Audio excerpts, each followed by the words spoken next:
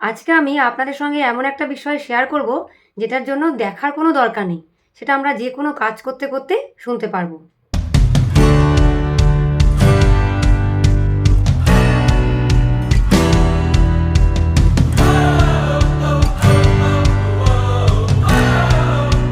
Hello friend, welcome back to my channel. আমি সুমনা।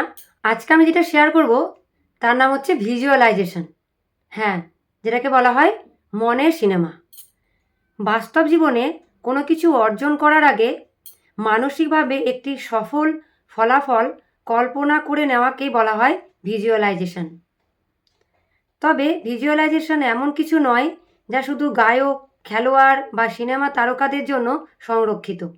আসলে ছোটবেলা থেকে আমরা সবাই এটি ব্যবহার করি নিজের জীবনের পরিস্থিতি তৈরি করার জন্য। আমি কি বোঝাতে চাই তা পরিষ্কার করে বলি। ভিজুয়ালাইজেশনকে প্রায়ই বলা হয় মনের সিনেমা বা অন্তরের ছবি। আমরা সবাই আমাদের মনে বিভিন্ন ধরনের ছবি জমা করে রাখি। যেমন আমরা কেমন সম্পর্ক পাওয়ার যোগ্য, কর্মক্ষেত্রে কতটা সফল হব, আমাদের নেতৃত্ব দেওয়ার ক্ষমতা কতটা, আমরা কত টাকা উপার্জন ও সঞ্চয় করব ইত্যাদি। এবার দেখি আমরা শৈশবের মানসিক সিনেমা, অর্থাৎ মেন্টাল মুভিস ফ্রম চাইল্ডহুড। এই ছবিগুলো কোথা থেকে আসে? আমরা জীবনের একেবারে ছোটবেলা থেকেই আমাদের মানসিক সিনেমা তৈরি করতে শুরু করি।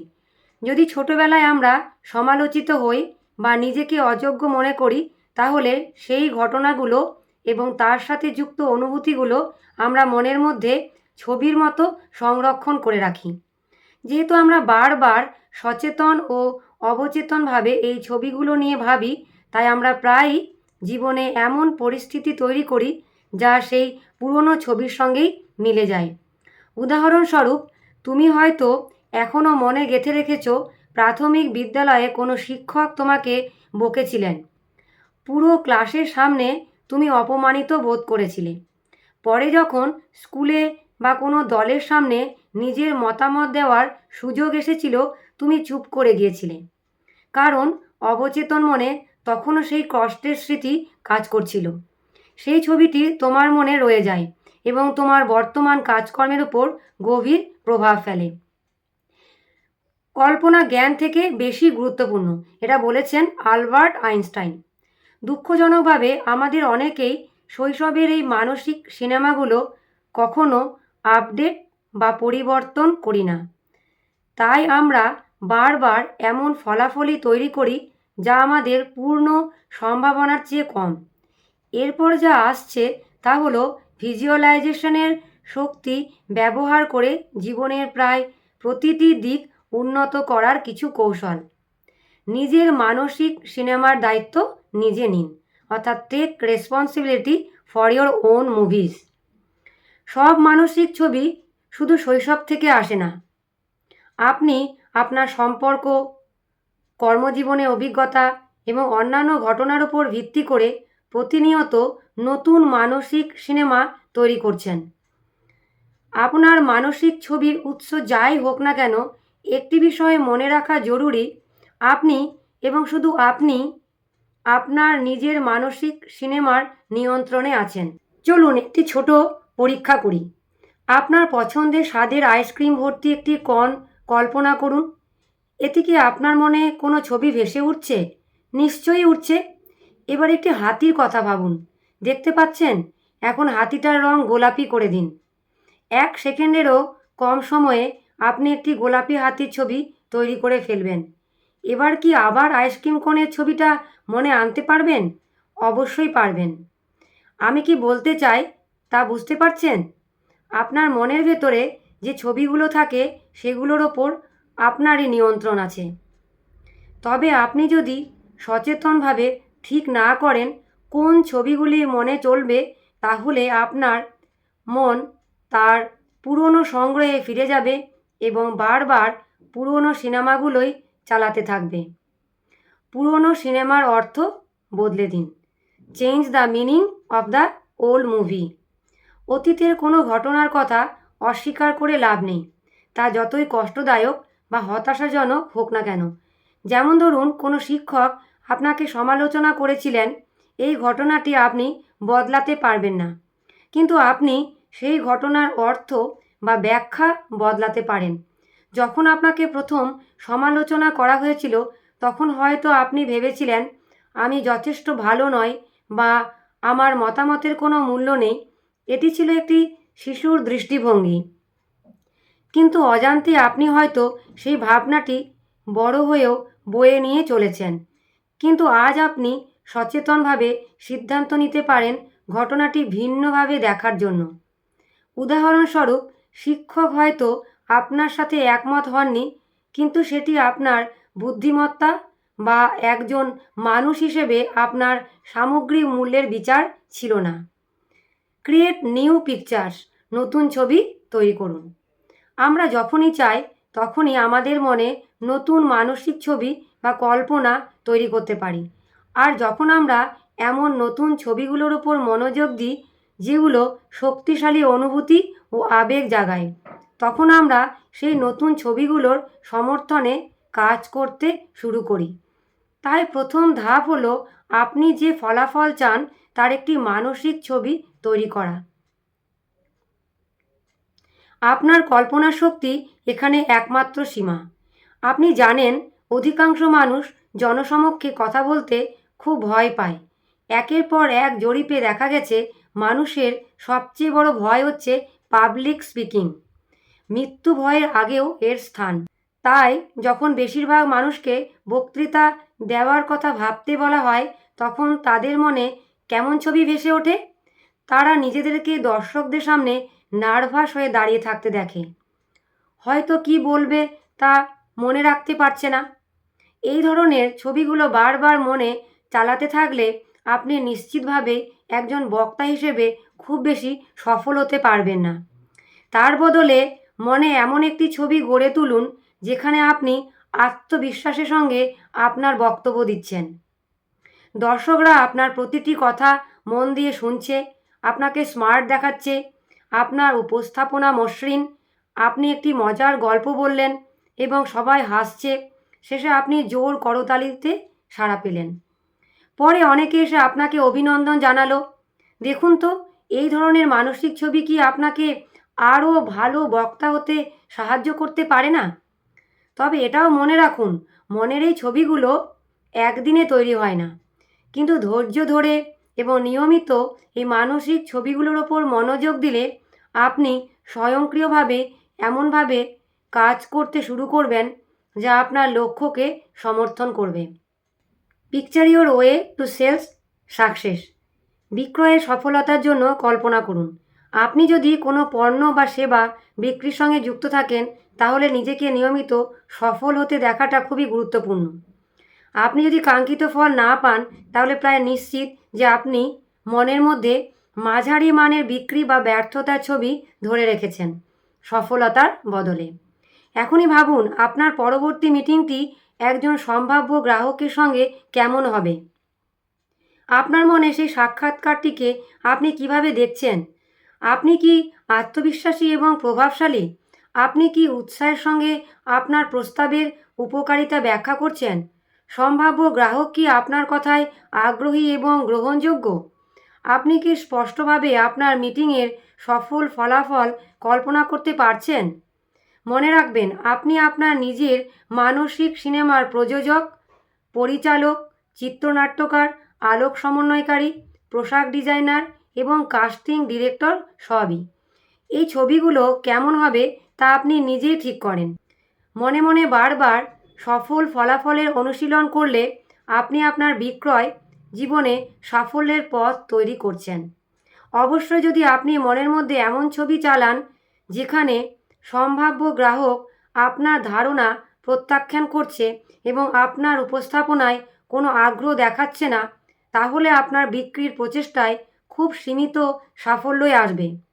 আপনি সেই মানুষদের এবং সেই পরিস্থিতিগুলো আকর্ষণ করবেন যেগুলো আপনার নেতিবাচক ছবির সঙ্গে মিলে যায়। আপনার মনে যে ছবিগুলো ভাসে সেগুলোর উপর আপনারই নিয়ন্ত্রণ আছে, এটা বলেছেন জেফ কেলার। এরপরের বিষয় আসছে relax and involve your senses.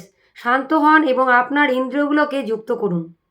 নতুন মানসিক ছবির ওপর মনোযোগ দেওয়ার সেরা উপায় কী?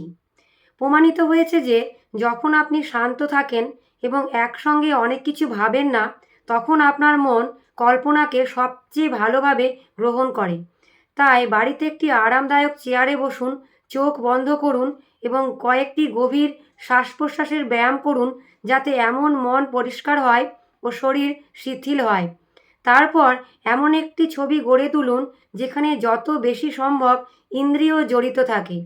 আপনি যত বেশি দৃশ্য, শব্দ, গন্ধ, স্বাদ এবং স্পর্শ যুক্ত করবেন, আপনার স্বপ্নকে বাস্তবে রূপ দেওয়ার আকর্ষণ তত বেশি শক্তিশালী হবে। একটি উদাহরণ ধরা যাক। আপনি সবসময় ক্যারিবীয় সমুদ্র তীরে একটি বাড়ির স্বপ্ন দেখেছেন। সাদা আর পিচ রঙের সেই বাড়িটি কল্পনা করুন। সবুজ নারকেল গাছগুলোকে হালকা বাতাসে দুলতে দেখুন। নোনতা বাতাসের গন্ধ নিন। পায়ের আঙুলের ফাঁকে উষ্ণ বালির স্পর্শ অনুভব করুন। মুখে সূর্যের আলো পড়ছে। এটাই কি স্বর্গ নয়? এবং সব কিছুই তোমার হতে পারে যদি তুমি এই ছবিটিকে ধরে রাখো এবং তা অর্জনের জন্য যা দরকার তা করো। আরও মনে রাখবে, শক্ত অনুভূতির সঙ্গে যুক্ত ছবিগুলোর শক্তি আরও বেশি হয়। তাই তোমার কল্পনায় ইতিবাচক অনুভূতি যোগ করতে ভুলবে না। উদাহরণস্বরূপ, তোমার আদর্শ চাকরির কথা কল্পনা করার সময় স্পষ্ট মানসিক ছবি ও শারীরিক অনুভূতির সঙ্গে গর্ব ও তৃপ্তির আবেগও মিলিয়ে নাও, যেন তুমি সত্যিই সেই নতুন পদে কাজ করছো। দৃষ্টি হলো এমন জিনিস দেখার শিল্প যা অন্যদের কাছে অদৃশ্য। এটা বলেছেন জনাথন সুইফট। শুরুতেই ছবির মান নিয়ে চিন্তা করো না। কেউ কেউ খুব জীবন্ত রঙিন ছবি কল্পনা করতে পারে, আবার কেউ কেউ অস্পষ্ট ছবির বেশি কিছু দেখতে পারে না। এমনও হতে পারে যে শুরুতে পরিষ্কার ছবি না এসে শুধু একটি বিশেষ অনুভূতি আসে। যাই হোক, এতে দুশ্চিন্তার কিছু নেই। যতটা পারো চেষ্টা করো এবং নিজেকে অন্য কারোর সঙ্গে তুলনা করো না। সময়ের সঙ্গে সঙ্গে তোমার কল্পনার ছবিগুলো আরও স্পষ্ট হবে। মূল কথা হলো প্রতিদিন কয়েক মিনিট সময় নিয়ে এই নতুন মানসিক সিনেমাগুলো তোমার মনে চালানো। এরপর যেটা আসছে সেটা হলো নিজেকে একটি চেক লেখো। Write a check to yourself. সফল ফলাফলের ছবি কল্পনা করা এবং সেগুলো মনে বারবার চালানো অত্যন্ত শক্তিশালী একটি পদ্ধতি। তবে সাফল্য ত্বরান্বিত করার জন্য আর একটি কৌশলও আছে। তুমি দৃশ্যমান সহায়ক বা ভিজুয়াল এইডস তৈরি করতে পারো, যা তোমাকে তোমার লক্ষ্যপানে এগিয়ে নেবে। 1990 সালে যখন কৌতুক অভিনেতা জিম ক্যারি তখনও খুব পরিচিত ছিলেন না, তিনি নিজেকেই $10 মিলিয়ন একটি চেক লিখেছিলেন অভিনয় সেবার পারিশ্রমিক হিসেবে। চেকটি তাড়িয়ে রাখা হয়েছিল থ্যাঙ্কসগিভিং 1995। ক্যারি পরে বলেছিলেন, বিষয়টি শুধু টাকার ছিল না। তিনি জানতেন যদি তিনি এত টাকা উপার্জন করেন তবে তিনি সেরা মানুষের সঙ্গে এবং সেরা কাজের সুযোগেই কাজ করবেন। ক্যারি দ্য মাস্ক ছবিতে কাজ করে প্রায় $8 লক্ষ আয় করেছিলেন। এরপর 1994 সালের শেষ দিকে ডাম্ব অ্যান্ড ডাম্বার ছবির জন্য তিনি $7 মিলিয়ন পারিশ্রমিক পান।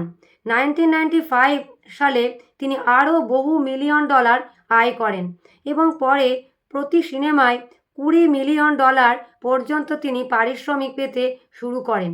জিম ক্যারির পোস্ট ডেটের চেক অনুশীলনটি অবচেতন মনের শক্তির একটি দারুণ উদাহরণ, যা গভীর বিশ্বাস ও অনুভূতির সঙ্গে ধরা কোনো লক্ষ্যকে বাস্তবে রূপ দিতে সাহায্য করে। নিজের লক্ষ্য নিয়ে ভাবা এবং মনে তার ছবি তৈরি করা তোমার কাঙ্ক্ষিত সাফল্য অর্জনে অনেক দূর এগিয়ে দেবে। তবে যখন তুমি তোমার লক্ষ্যের একটি বাস্তব ছোঁয়া যায় এমন প্রতীক ব্যবহার করো, তখন সাফল্যের সম্ভাবনা আরও বেড়ে যায়। আমি এই উদাহরণটি শুধু জিম ক্যারির একটি মজার গল্প হিসাবে বলছি না। এই একই কৌশল তোমার জন্যও কাজ করতে পারে। তাহলে এখনই কেন নিজের একটি চেক ছিঁড়ে নিয়ে তাতে 3 বা 5 বছর পরের তারিখ বসিয়ে সেবার পারিশ্রমিক হিসেবে তুমি যত টাকা উপার্জন করতে চাও সেই অঙ্কটি লিখছ না? প্রতিদিন অন্তত একবার সেই চেকটির দিকে তাকাও এবং বিশ্বাস রাখো যে তুমি সেই লক্ষ্যটির দিকে এগিয়ে যাচ্ছ।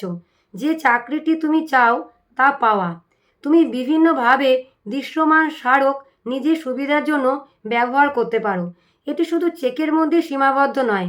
এখানে আমার এক বন্ধুর উদাহরণ দিচ্ছি। ধরা যাক তার নাম রবার্ট জোন্স। রবার্ট তার দলের পক্ষ থেকে বিচারক পদে মনোনয়ন পেয়েছে এবং আসন্ন নির্বাচনে তার নাম ব্যালটে থাকবে। রবার্টের এই নির্বাচন জেতার সম্ভাবনা খুবই ভালো এবং তার বিচারক হওয়ার স্বপ্ন পূরণও হতে পারে। তবু সে মাঝে মাঝে একটু নার্ভাস হয়ে পড়ে এবং তার মনে সন্দেহ ঢুকে যায়। আমি রবার্টকে পরামর্শ দিয়েছিলাম একটি হাতে লেখা সাইনবোর্ড বানাতে, যাতে লেখা থাকবে জাজ রবার্ট জোন্স, এবং সেটি এমন জায়গায় রাখতে যেখানে সে প্রতিদিন দেখবে, যেমন বিছানার পাশের টেবিলে বা বাথরুমের আয়নায়। আমি আরও বলেছিলাম একই কথাগুলো একটি কার্ডে লিখে তার মানিব্যাগে রাখতে। দিনভর এই শব্দগুলো দিকে তাকিয়ে রবার্ট তার মনকে এমনভাবে অভ্যস্ত করছে যাতে সে নিজেকে একজন বিচারক হিসাবে দেখতে শুরু করে। সে কল্পনা করবে কালো বিচারকের পোশাক পরা অবস্থায় নিজেকে। আদালতে ঢুকতে সবাই তার সম্মানে উঠে দাঁড়াচ্ছে, এমন ছবিও সে দেখবে মনে মনে। এই ছবিগুলো যত শক্তিশালী হবে, রবার্ট ততই এমন কাজ করবে যা এই কল্পনাকে বাস্তবে পরিণত করবে। সে আরও বেশি প্রচার চালাবে এবং নিশ্চিত করবে যে তার দল নির্বাচনের দিনে ভোটারদের বের করে আনতে সম্ভাব্য সব কিছুই করছে। রবার্ট সাইনবোর্ড ব্যবহার না করেও শক্ত মানসিক ছবি তৈরি করতে পারত, কিন্তু এই দৃশ্যমান এই সহায়কটি থাকলে তার শক্তি আরও বেড়ে যায়। এই সাইনটি রবার্টকে বারবার মনে করিয়ে দেয় সে একজন বিচারক হওয়ার কথা ভাবুক এবং তার মনে সফলতার ছবিগুলো চালিয়ে যাক। অবশ্য এর কোনো নিশ্চয়তা নেই যে এটি রবার্টের ক্ষেত্রে কাজ করবে অথবা তোমার ক্ষেত্রেও সবসময় কাজ করবে, কিন্তু একবার তুমি নিজে এটি চেষ্টা করলে আমি মনে করি তুমি দেখবে এটি তোমাকে তোমার চাওয়া জিনিস পেতে সাহায্য করার জন্য এক অসাধারণ শক্তিশালী উপায়। তুমি যদি স্বপ্ন দেখতে পারো তবে তা করতে পারবেও, বলেছেন ওয়াল্ট ডিজনি। তাহলে এমন কোনো পদ কি আছে যা তুমি অর্জন করতে চাও? সেলস ম্যানেজার, সুপারভাইজার, আইনজীবী, নিজের ব্যবসার মালিক, যাই হোক না কেন, একটি দৃশ্যমান স্মারক তৈরি করো এবং তোমার মন সেই ছবিটিকে বাস্তবে রূপ দেওয়ার জন্য কাজ শুরু করবে। এটি দুদিকেই কাজ করে। দৃশ্যমান স্মারক ব্যবহার করার সময় খুব সতর্ক থাকো। কিছু মানুষ নেতিবাচক স্মারকও ব্যবহার করে এবং এর ফল খুবই গুরুতর হতে পারে। গাড়ির বাম্পার স্টিকার তার একটি ভালো উদাহরণ। কয়েক বছর আগে আমি গাড়ি চালানোর সময় আমার সামনে থাকা একটি গাড়িতে একটি বাম্পার স্টিকার লক্ষ্য করেছিলাম। তাতে লেখা ছিল, আমি ধার করি তাই কাজে যায়। গত কয়েক বছরে আমি এই একই স্টিকার বারবার দেখেছি। এটি বেশ জনপ্রিয়, শুনতে মজার ছোট্ট ছড়ার মতো লাগে, তাই না? নিরীহ একটা মজা? ভুল। এই বার্তাটিকে মোটেই কোনো মজা বা নিরীহতা নেই। যখন তুমি তোমার গাড়িতে এমন কিছু লাগাও, তখন তুমি নিজের মনকে প্রোগ্রাম করছো যেন তুমি ঋণেই ডুবে থাকো। ধরা যাক কেউ তার গাড়িতে এই স্টিকারটি লাগিয়েছে। তার নাম ধরা যাক অ্যালিস। প্রতিদিন সকালে অ্যালিস বাইরে বেরিয়ে দিন শুরু করার সময় দেখে আমি ঋণ নিই। আবার কাজ শেষে বাড়িতে ফেরার সময় সে দেখে আমি ঋণ নিয়ে থাকি। এই ধারণাটি তার অবচেতন মনে গেঁথে থাকে। সে ঋণের সঙ্গে জড়িত মানসিক ছবিগুলো তৈরি করতে শুরু করবে। সে সবসময় সবচেয়ে বেশি যেটা নিয়ে ভাবে সেটাকে নিজের দিকে আকর্ষণ করবে। এই ক্ষেত্রে সে অনেক ঋণই নিজের দিকে টেনে আনবে। যদি তুমি অ্যালিসকে জিজ্ঞেস করো কেন তার কখনোই পর্যাপ্ত টাকা থাকে না, সে বলবে তার দুর্ভাগ্য খারাপ। কিন্তু সত্যটা হলো অ্যালিস তার মনে কি ঢুকছে সে বিষয়ে অসতর্ক। আজকের এই নিরীহ ছোট্ট বাম্পার স্টিকারই আগামীকাল তার বাস্তবতা হয়ে ওঠে। অ্যালিস এমন একজন মানুষের নিখুঁত উদাহরণ যে ইতিমধ্যে নোংরা মানসিক জানালার ওপর আরও কাদা ছুটছে। যদি মনোভাবই সব কিছু হয়, তাহলে অ্যালিসের প্রধান মনোভাব হলো আমি একজন ঋণগ্রস্ত মানুষ। এমন মনোভাব নিয়ে তুমি কি মনে করো তার ভবিষ্যৎ কি বয়ে আনবে? সমৃদ্ধি নাকি আরও ঋণ? এই প্রশ্নের উত্তর আমরা দুজনেই জানি। এবার লাস্ট অপশন হচ্ছে লাইটস, ক্যামেরা, অ্যাকশন। এই তো নিজের মানসিক সিনেমা তৈরি করা এবং তার সুফল পাওয়ার জন্য কিছু পরামর্শ। মনে রেখো, তুমি যদি নিয়ন্ত্রণ না নাও এবং নিজের মানসিক সিনেমা তৈরি না করো, তাহলে তুমি বারবার পুরনো সিনেমাগুলোই চালাতে থাকবে। যদি পুরনো সিনেমাগুলো তোমার উপকারে আসে তাহলে ভালো, কিন্তু যদি সেগুলো কোনোভাবে তোমাকে পিছিয়ে রাখে তাহলে আজ থেকে শুরু করো এবং তোমার মনের অসাধারণ শক্তি ব্যবহার করে নিজেকে আরও বড় সাফল্যের পথে কল্পনা করো। তাহলে আজকে ভিডিও আমার এই পর্যন্ত। আবার আসবো অন্য নতুন ভিডিও নিয়ে। ভালো থাকবেন। Thank you.